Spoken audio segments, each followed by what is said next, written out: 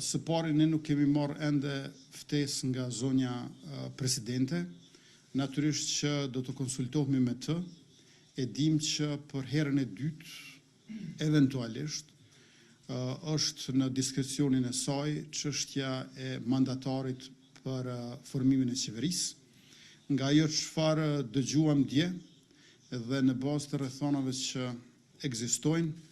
duket që të gjithë tash po përgatiten jo vetëm për balotazhin, por edhe për zgjedhjet e reja parlamentare. Mbas është për të ardhur keq që do të mund të kemi përveç balotazhit edhe 2 herë zgjedhje, edhe zgjedhjen dimër edhe zgjedhjen pranverë, sepse kur nuk arritëm t'i bëjmë 61 deputet për një qeveri të re, atëherë është vështirë imagjinueshme që do të mund t'i bëjmë kollaj 80 deputet në pranverën e vitit arshëm, dhe i kemi vetëm 4 muaj deri te zgjedhja e presidentit apo presidentes, pra afatet kohore po ikin me shpejtësi,